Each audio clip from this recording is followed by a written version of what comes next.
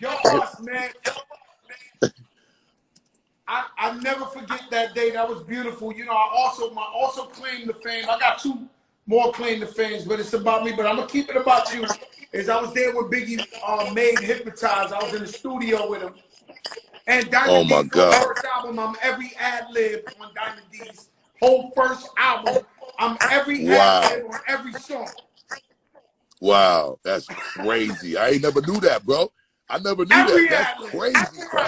I'm the background. That's crazy. All right, yo, that motherfucking. I know your relationship. Your relationship with B.I. Pac. Did you have any relationship with Pac in them days? You was big and he was big. I had an incredible relationship with Pac. Wow. Me and Pac been friends from early Leaders days, before he put out his solo shit, when he was still just dancing with Digital Underground. Interesting story of one of the early Pac interactions. So we had a college date to do. We had to do a show at a college, and Digital Underground was performing and Leaders was performing. We only on our first album, right? And we had to do sound check. So we get to the sound check a little bit late. Digital had already did their sound check, and we get there a little late. Digital broke out. I think Pac and Money B was still in the neighborhood. I don't know where Money B was exactly, but Pac wasn't there by himself. You know what I'm saying? So we getting ready to do the sound check. The sound man was on some bullshit because I guess we took too long, so it was time. He felt like, fuck that, I'm not sticking around to do this sound check, right? So he's shutting shit down and he acting like he getting ready to leave. And we kind of like on some, damn, we really want to get this sound check done. And the crazy shit is, Pac, he kind of saw that there was a little bit of friction going on, and he just came and involved himself in the situation. And Pac turned to this white man and he was just like, yo, he said, I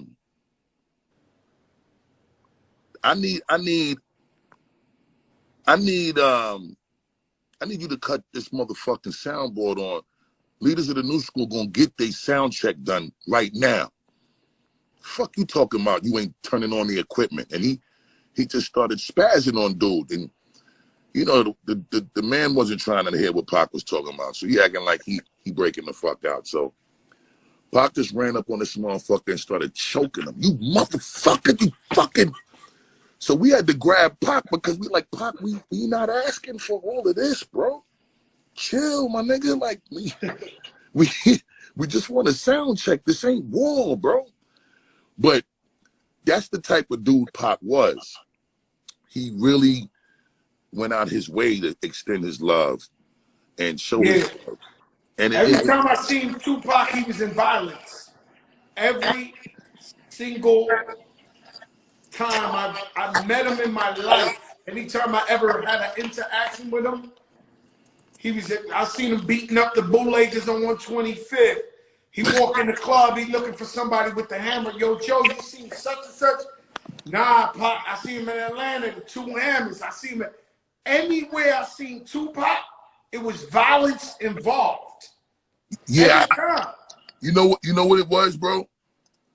I think,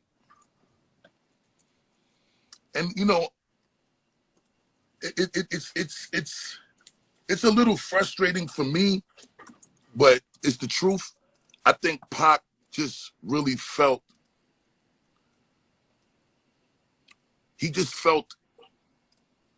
I think he took on more of this responsibility to have to prove his love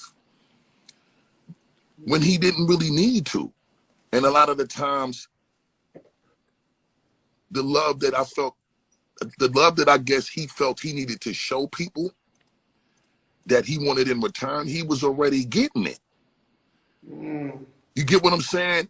I don't know why he felt the need to go above and beyond to the point where he would get himself in trouble just to prove to somebody that he got real love for him, or he'll do something to somebody for the person he loved, because that's what ended up getting him killed.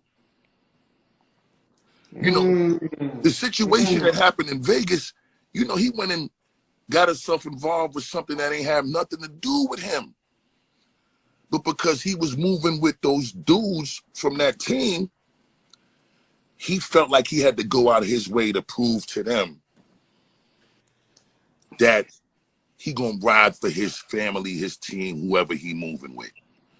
And it unfortunately ended up the way it did. But this has been a thing with bro that it's beautiful in one sense, because you know your man is holding you down no matter what. No matter what. You know what I'm saying? But it's also the thing that got him into a lot of situations that he could have avoided. You know what I mean? Oh, for sure. Or, oh, for sure. So with that said, was you in a weird position? And I don't really want to elaborate, but being that you knew him since Digital Underground and he had beef with Big, was you ever in a weird position being cool with both of them? Or it was like, yo, Bus, he's neutral, whatever the case may be? You know how we was raised, Crack. You know, when you know and you're friends with two people that are conflicting, you're supposed to be the neutralizer. You're supposed to be the one to try to do whatever you can to squash it. You ain't supposed to pick no side. I'm not gonna lie, I was closer to Big, even though I knew Pac first, because I went to school with Big. I was in Big's home. I hug and kiss Big's mother. She hugs and kisses me. You know, C's and all of them, we grew together.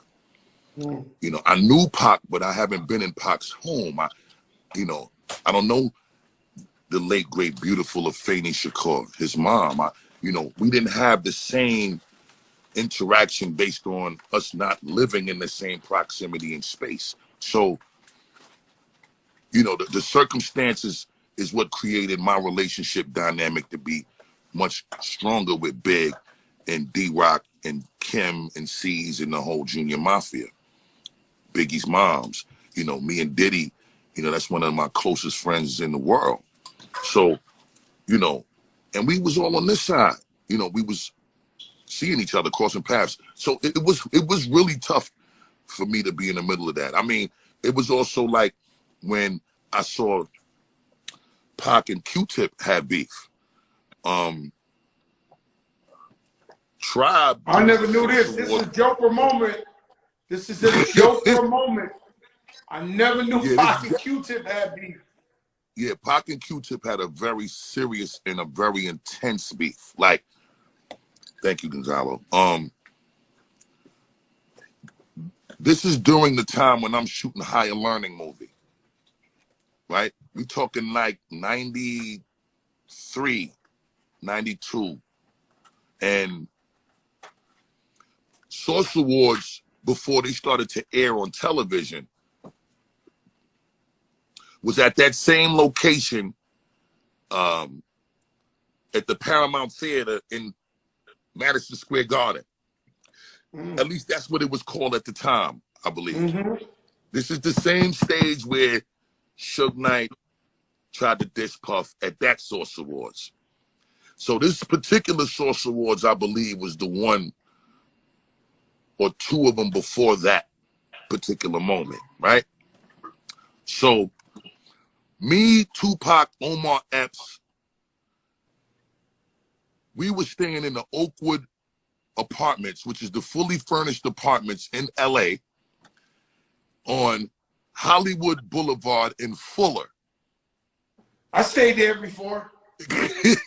So you know what I'm talking about, right? So in this particular crib, it's like buildings full of fucking fully furnished apartments. Pac was in one floor, Omar Epps was on another floor, I'm on my floor. We bouncing back and forth to each other cribs the whole time we out there shooting movies. And Tupac, during this time frame, had to go to New York because he was performing at this particular Source Awards. So this is when we was all performing off of DAT tapes, crack.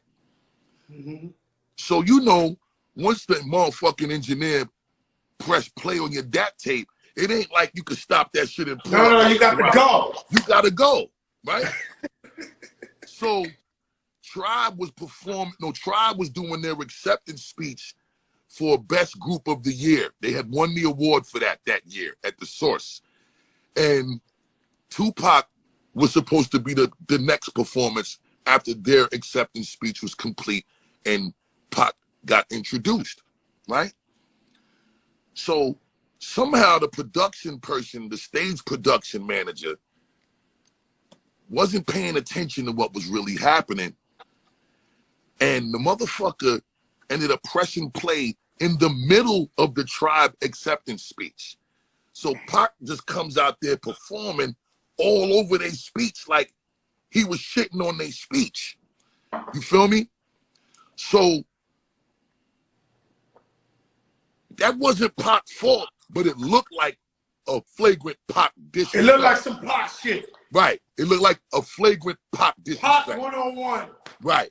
So, you know, and at the time, because Pac, you know, had this little rep of being a little bit of a loose cannon, it looked like, all right, here he go again, right? So the beef starts. Pac comes off the stage, Tribe, they with Zulu Nation, and shit get crazy. So it ain't lead to no blows, but a pressure was very intense between Tribe and Pac at the time. And they ended up, fortunately, not going to blows, but they didn't walk away from that shit with the beef squashed. So it was going to lead to something if they crossed paths again and somebody didn't step in, intervene and mediate and try to put it to bed. Pac came back to the Oakwood Apartments. And you there? Yeah, and I'm there. And he know my relationship with Q-Tip. So he gave me the call and said, you got to come check me real quick. So I come in, I pull up on Pac. When I pull up on Pac, we ain't even talk about it right away. I get to his apartment and we in there chilling, and he actually got mad blood all over the place. And he had an MPC 60 beat machine in his apartment, and it was looping this Isley Brothers sample. And he had wrote about 3-4 songs to the same sample for different records, which was confusing to me because I never saw that. Like, I write one song to a beat, I'm not writing a different song to the same beat. Pac wrote 3 or 4 songs to this same sample, and we blowing tree, and you know, I ain't want to seem anxious to know what he was talking about, because you know, it's also the vibe. We hanging around, we blowing tree, we just vibing and chilling. So it almost was like he forgot to talk to me about what he called me to talk to him for, because he had got caught up in writing these songs. So I eventually said to him, you wanted to holler at me about something? And he go, oh yeah. So, you know, this is what happened with me and Q-Tip, and I know you and Q-Tip is like brothers, and it wasn't my fault. They pressed play on the DAC. I fucking hear my song. I go out there, I got to do what I'm doing. I didn't, you know, I'm focusing on the shit that I got to do, so I wasn't even really paying attention to the fact that they was doing their acceptance speech. And when they approached me on some shit, I didn't know what it was about. I need Q-Tip to know I wasn't on no bullshit. Like, I got unbelievable respect for Tip and Fife and Tribe. So could you get us on the phone? Because he ain't have Tip number. So I called Tip, and I talked to Tip about Pac getting on the phone, wanting to talk to him. Him and Pac spoke. And what's the dude that used to be on BET with the light brown eyes and shit? Donnie Simpson or something? Donnie Simpson, the Simpson. green-eyed guy. What? He was still on BET at the time. He's still fly, by the way. He works at a radio station in D.C. He's the Billy D's of the game. He's still fly. Oh, that's He's a fact. Still on the radio in DC. And he got the motherfucking Billy D. Williams voice for real. He definitely big up to Donnie Simpson, legend. So Tip and Pac spoke. They actually squashed this shit, and they were now trying to strategize a way to get on BET and do a public truce. And it didn't get to happen. Interestingly enough, during that same time frame, Pac, this is when Jack the Rapper was still popping. You know all about Jack the Rapper, crack. In Atlanta. Jack That's the Rapper. when I met Tupac. Right. So Jack the Rapper comes, and Pac was redoing, he was fully restoring I think like a 67 Chevy Impala or a 64, something like that. And he had it fully done up. He shipped the shit down to Atlanta. He goes down there. Couple days pass and shit. You hear about this police shooting with these off-duty cops that Tupac was involved in. Tupac comes back to LA. And when he gets back to LA, me and Omar pulled up on him, check him and shit. And then, we was vibing for a minute, and then Omar left, and I stayed. The difference was, Pac was still on his, put a loop on the MPC, write a bunch of songs of that shit, steam a bunch of weed. But this time, he was a lot more paranoid because he thought, as a result of that situation transpiring down there, the police is the whole United States. Them niggas will put a calling in a different state, and they police friends or brothers in the next city to come and see you. He felt something like that was going to happen as a result of what transpired in Atlanta, in LA. So he just was on some super paranoid, constantly looking out the window shit. He got his ratchet closet right. Like he really thought somebody was coming to get him at that point. But just watching Pac go through all of these phases, I'm saying all of this to say the situation with him and Big and the discomfort for me was Pac had gotten to a place where there wasn't really no talking to him. There really wasn't no ability to mediate the situation. He had gotten a little too far gone with what he had surrounded himself with, becoming a part of the Death Row family. And, there was other... I know, when I first had beef with 50 Cent, couldn't nobody talk me off that mountain. Like, I was like, it was all smoke. I lost friends. If a friend of mine worked with him or anything, I was like on some beyond bullshit.